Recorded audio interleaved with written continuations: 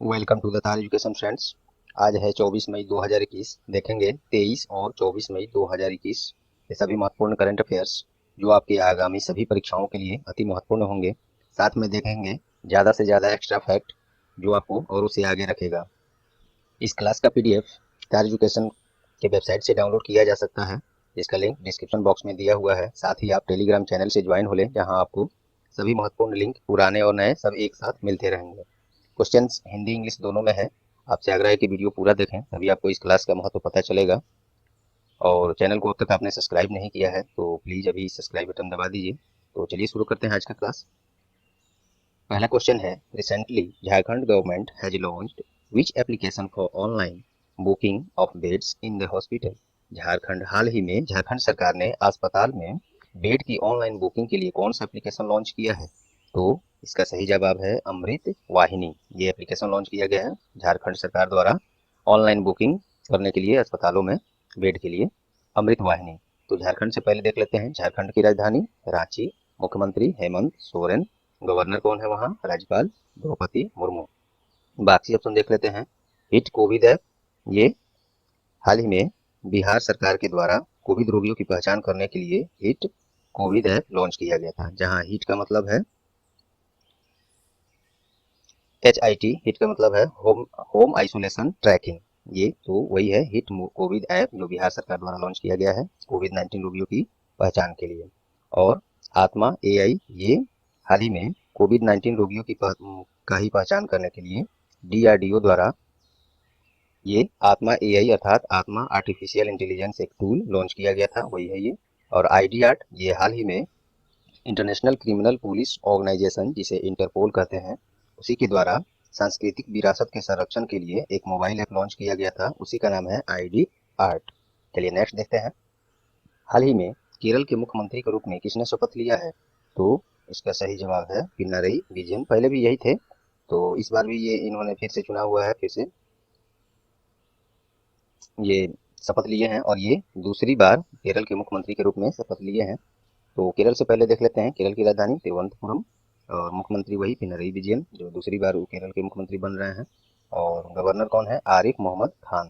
चलिए बाकी ऑप्शन देख लेते हैं। हेमंत बिस्वा शर्मा, ये भी हाल ही में असम के नए मुख्यमंत्री बनाए गए हैं। और ममता बनर्जी, ये भी नए तो नहीं, तीसरी बार पश्चिम बंगाल के मुख्यमंत्री के रूप में इन्होंने शपथ लिया है, जो कि हाल ही में हुआ है ये न्यूज़। और एन रंगासामी, ये पुदुचेरी के मुख्यमंत्री बने हैं हाल ही में, ये भी नया करंट से ही रिलेटेड है। चलिए नेक्स्ट देखते हैं। हाल ही में भारतीय नौसेना का पहला युद्धपोत विध्वंसक सेवा मुक्त हो गया है, उसका नाम क्या है? तो इसका सही जवाब है INS राजपूत। ये यही है युद्धपोत विध्वंसक जो इसका अब ये डिकमीशन कर दिया गया है, अर्थात सेवा मुक्त कर दिया गया है इसको, INS राजपूत। और इंडियन नेवी का है ये, तो उससे संबंधित देख लेते हैं। इंडियन नेवी की स्थापना 26 जनवरी 1950। नौसेना प्रमुख अभी कौन है? करमबीर सिंह। और नौसेना दिवस मनाया कब जाता है? 4 दिसंबर। बाकी ऑप्शन देख लेते हैं। हियांग 2D, ये क्या है? ये चीन के द्वारा महासागर अवलोकन सैटेलाइट लॉन्च किया गया था अभी हाल ही में, उसी का नाम है हियांग 2D। और सिमोग क्या है? तो ईरान के द्वारा अपना खुद का सबसे शक्तिशाली सुपर कंप्यूटर हाल ही में लॉन्च किया गया था, उसी का नाम है सिमोग। और हेलिना क्या है? तो ये DRDO द्वारा हाल ही में राजस्थान के पोखरण में एक एंटी टैंक गाइडेड मिसाइल का परीक्षण किया गया, उसी का नाम है हेलिना। इस क्वेश्चन से आपको इतने फैक्ट्स मिले। चलिए नेक्स्ट। चौथा क्वेश्चन है, हाल ही में अंतर्राष्ट्रीय जैव विविधता दिवस किस दिन मनाया गया? तो इसका सही जवाब है 22 मई। 22 मई को अंतर्राष्ट्रीय जैव विविधता दिवस मनाया गया है हाल ही में। और इसका थीम क्या था 2021 के लिए? We are part of the solution. और ये यूनाइटेड नेशन के पहल पर मनाया जाता है, तो उसके बारे में देख लेते हैं। स्थापना संयुक्त राष्ट्र संघ का 24 अक्टूबर 1945, हेडक्वार्टर न्यूयॉर्क, सेक्रेटरी जनरल कौन है? Antonio Guterres. और बाकी ऑप्शन देख लेते हैं। 20 मई को क्या मनाया गया है हाल ही में, ये न्यूज में क्यों रहा है? तो 20 मई को मधुमक्खी विश्व मधुमक्खी दिवस हाल ही में मनाया गया है, और उसका थीम क्या रहा था 2021 के लिए? Be engaged, build back better for bees. ये अंतर्राष्ट्रीय मधुमक्खी दिवस का थीम था और 20 मई को मनाया गया था। 18 मई को क्या हुआ? ये अंतर्राष्ट्रीय संग्रहालय दिवस हाल ही में 18 मई को ही मनाया गया है और इसका भी थीम था the future of museum recover and re imagine. और 17 मई को क्या मनाया गया है? 17 मई को हाल ही में वर्ल्ड टेलीकम्युनिकेशन डे अर्थात विश्व दूर संचार दिवस मनाया गया है 17 मई को। चलिए नेक्स्ट। हाल ही में आरबीआई के द्वारा केंद्र सरकार को कितनी राशि का अधिशेष अर्थात सरप्लस या डिविडेंड भी बोल सकते हैं हस्तांतरित करने का घोषणा किया गया है? तो इसका सही जवाब है 99,122 करोड़। ये आरबीआई के द्वारा केंद्र सरकार को इतनी राशि हस्तांतरित की जाएगी। और आरबीआई किससे संबंधित है तो उसके बारे में देख लेते हैं। आरबीआई का हेडक्वार्टर मुंबई, इसका स्थापना 1 अप्रैल 1935। नेशनलाइजेशन कब हुआ है? 1 जनवरी 1949। गवर्नर कौन है? शक्तिकांत दास, जो कि 25वें टर्म के हैं।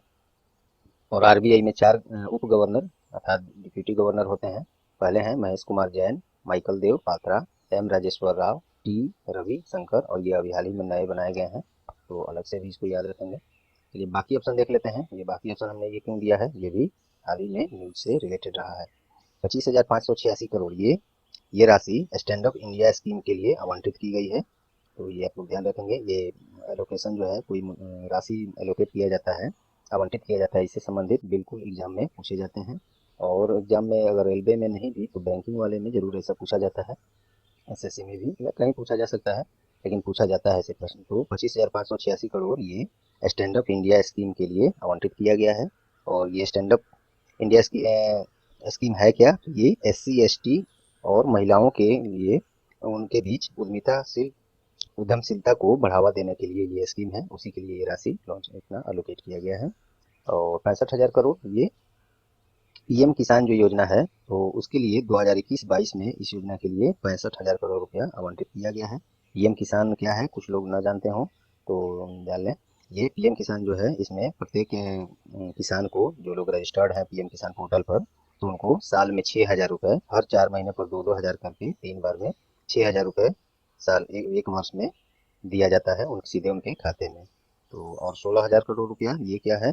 तो प्रधानमंत्री फसल बीमा योजना के लिए 2021-22 के लिए ये राशि आवंटित की गई है 16,000 करोड़। तो इस क्वेश्चन से इतने फैक्ट्स मिले। चलिए next. Recently who has been awarded Templeton prize 2021? हाल ही में किसे टेम्पल्टन प्राइज 2021 प्रदान किया गया है?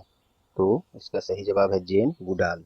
इन्हीं को टेम्पल्टन प्राइज 2021 प्रदान किया गया है। और जेन गुडाल कौन है?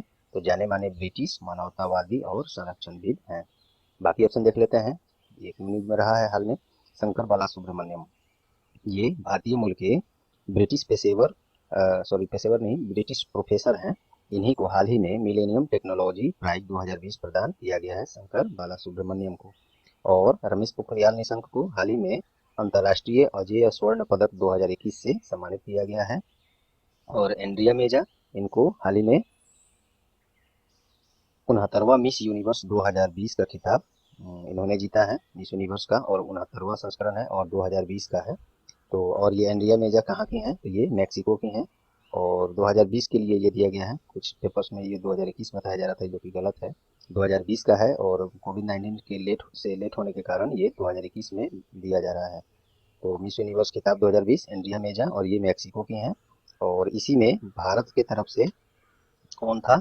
एडेलाइन क्वाड्रोस कैसलिनो चौथे स्थान पर थी इस मिस यूनिवर्स की लिस्ट में। चलिए नेक्स्ट देखते हैं। हाल ही में अंतर्राष्ट्रीय हॉकी महासंघ FIH के द्वारा एटीने ग्लिच अवार्ड किसे प्रदान किया गया है? तो ये अपना देश का जो हॉकी इंडिया है संघ है, इसको ही, क्लब है, इसको ही दिया गया है एटीने ग्लिच अवार्ड 2021। हॉकी महासंघ, अंतर्राष्ट्रीय हॉकी महासंघ के द्वारा दिया जाता है। तो अपने देश भारत का हॉकी इंडिया जो है, इसी को ये पुरस्कार दिया गया है, ग्लिच अवार्ड, एटीने ग्लिच अवार्ड। चलिए नेक्स्ट देखते हैं। हाल ही में किसे ग्लोरी ऑफ इंडिया अवार्ड 2020 प्रदान किया गया है? 8वां नंबर क्वेश्चन है, तो इसका सही जवाब है खुशहाल कौशिक। खुशहाल कौशिक को ग्लोरी ऑफ इंडिया अवार्ड 2020 प्रदान किया गया है। और ये किसे दिया जाता है? तो यह पुरस्कार किसी पेशेवरों और दिग्गजों को जो किसी क्षेत्र में उत्कृष्टता या योग्यता और या उनके द्वारा देश के विकास में योगदान अगर दिया जाता है रहता है, तो ऐसे व्यक्तियों को यह पुरस्कार ग्लोरी ऑफ इंडिया अवार्ड 2020 दिया गया है, ये दिया भी जाता है। चलिए बाकी ऑप्शन देख लेते हैं। नुक्लू फोम, ये न्यूज में क्यों रहे हैं? तो ये इनको हाल ही में वाइटली अवार्ड 2021 से सम्मानित किया गया है। और नुक्लू फोम नागालैंड के जाने माने पर्यावरण संरक्षण विद हैं, उन्हीं को मिला है। वाइटली अवार्ड 2021, इंपॉर्टेंट क्वेश्चन है ये। शकुंतला हरक सिंह, ये इनको क्या दिया गया है हाल ही में, ये भी पुरस्कृत हुई हैं विश्व खाद्य पुरस्कार 2021 से, शकुंतला हरक सिंह। और शंकर घोष, ये भारतीय मूल के इम्यूनोलॉजिस्ट हैं, उन्हीं को राष्ट्रीय विज्ञान अकादमी से पुरस्कृत किया गया है, शंकर घोष को। और ये किसके द्वारा दिया जाता है, ये राष्ट्रीय विज्ञान अकादमी पुरस्कार, ये यह एक अमेरिका का गैर लाभकारी संस्थान है, जिसे हम लोग एनजीओ कहते हैं, नॉन गवर्नमेंटल ऑर्गेनाइजेशन। तो इसी को 1863 में राष्ट्रपति अब्राहम लिंकन के द्वारा स्थापित किया गया था इस संस्था को, और उसी संस्था के द्वारा प्रत्येक वर्ष राष्ट्रीय विज्ञान अकादमी पुरस्कार दिया जाता है, जो कि इस बार शंकर घोष को दिया गया है। चलिए नेक्स्ट। हाल ही में ब्लूमबर्ग बिलियनियर इंडेक्स द्वारा जारी रिपोर्ट के अनुसार कौन एशिया का दूसरा सबसे बड़ा धनी व्यक्ति बन गया है। तो ये ध्यान रखिएगा, क्या पूछा जा रहा है, एशिया का दूसरा सबसे बड़ा धनी व्यक्ति, दूसरा एशिया में, तो ये बन गया है गौतम अडानी। और पहले स्थान पर कौन है, तो उसमें है मुकेश अंबानी। और विश्व स्तर पर पूरा ऑल ओवर वर्ल्ड देखा जाए तो एक नंबर पर कौन है, अमेजन के मालिक जेफ बेजोस।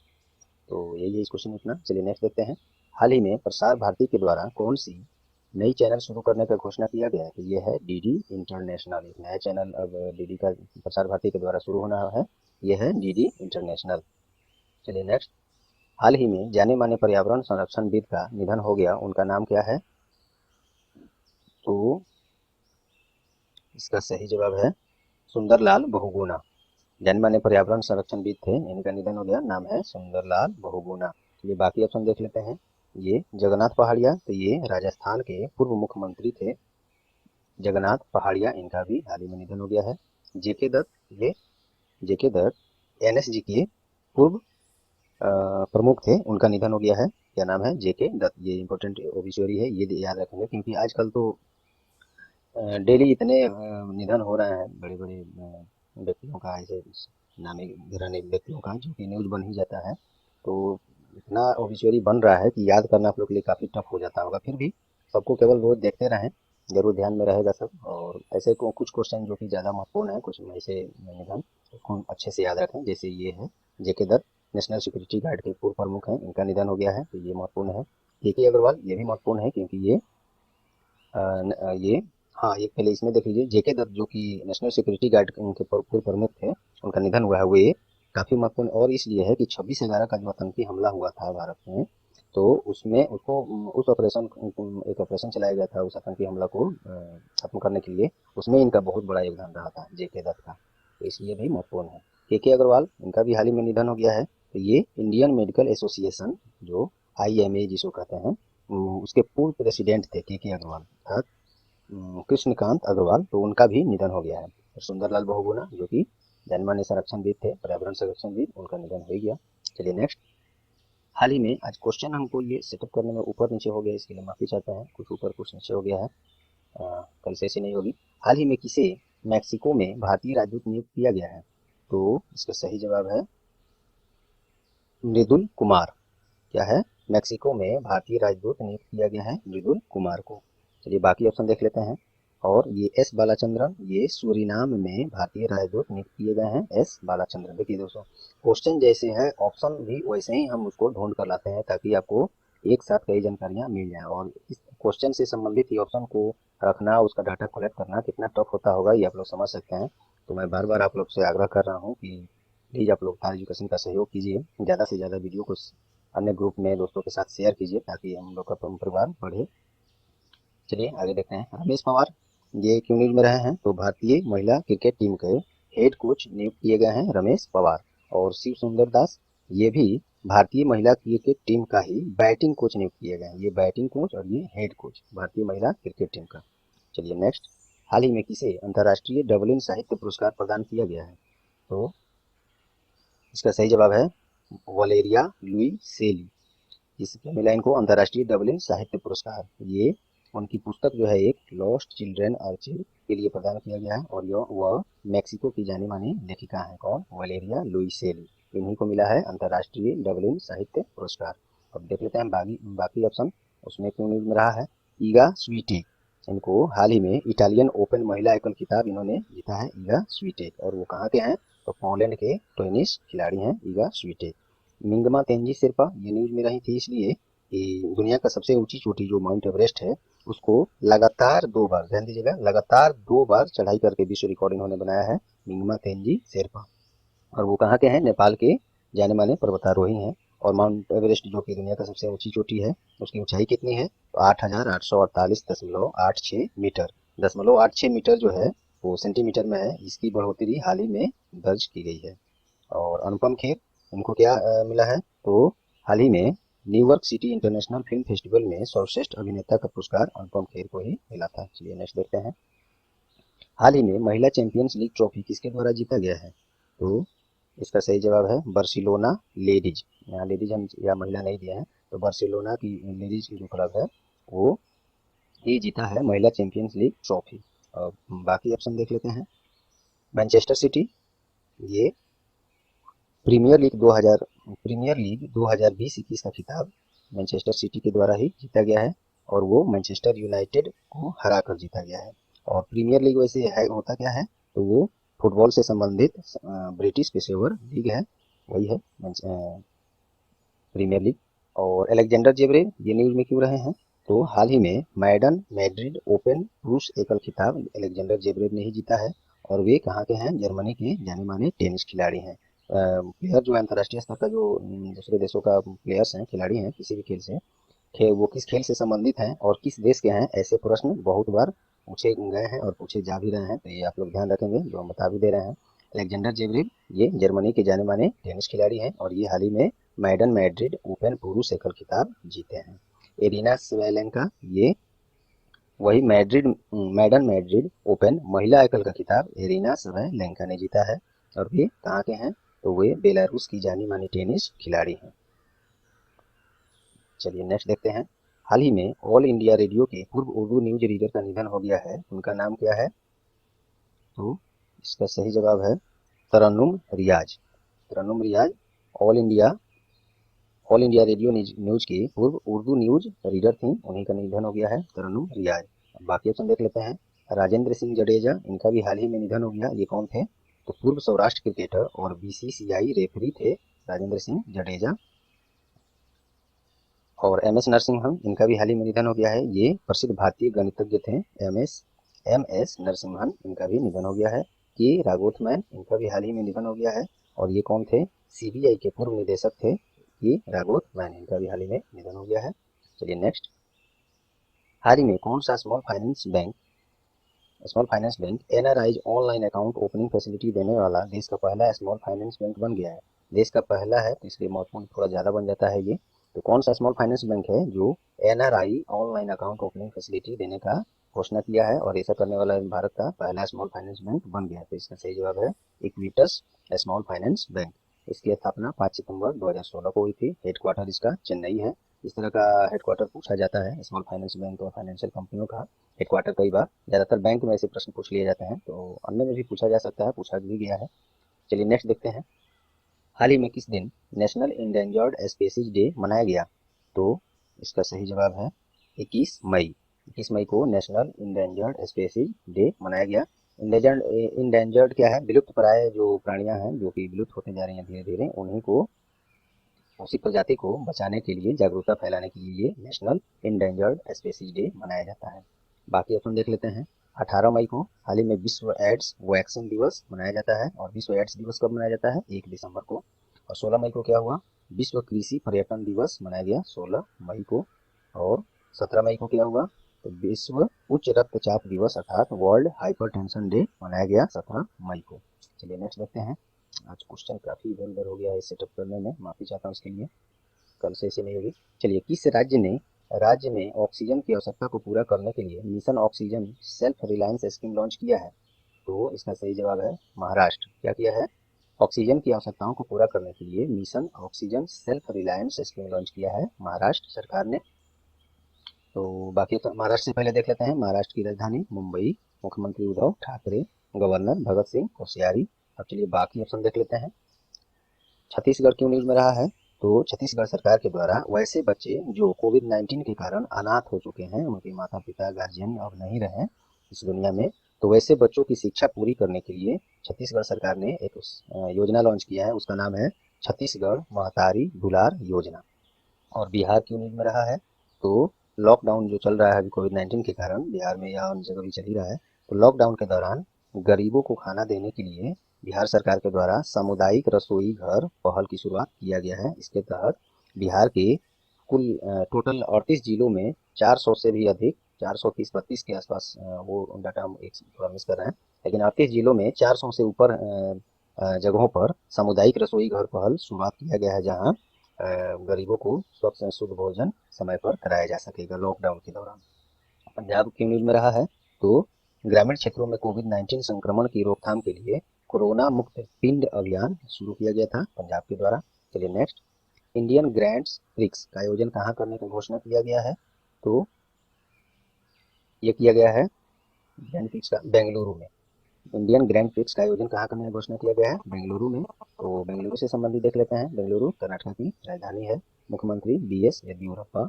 गवर्नर कौन है, बजूभाई वाला। अब चलिए बाकी ऑप्शन देख लेते हैं। ऋषिकेश की न्यूज में रहा है, तो ये ऋषिकेश जो कि उत्तराखंड में है, तो यहाँ पे अंतर्राष्ट्रीय योग महोत्सव का आयोजन हाल ही में किया गया है ऋषिकेश में। और नोएडा हाट में यहाँ पे केंद्रीय कृषि मंत्री जो कि श्री नरेंद्र सिंह तोमर हैं, उनके द्वारा सरस आजीविका मेला का आयोजन नोएडा हाट में किया गया था, उद्घाटन। और हैदराबाद की न्यूज में रहा है, तो बायो एशिया 2021 का 18वें संस्करण का आयोजन किया गया था हैदराबाद में ही। चलिए क्वेश्चन ऑफ द डे देखते हैं आज का। आज का क्वेश्चन ऑफ द डे है, हाल ही में किस दिन राष्ट्रीय आतंकवाद विरोधी दिवस मनाया गया। इसका सही जवाब आप लोग कमेंट में जरूर दें।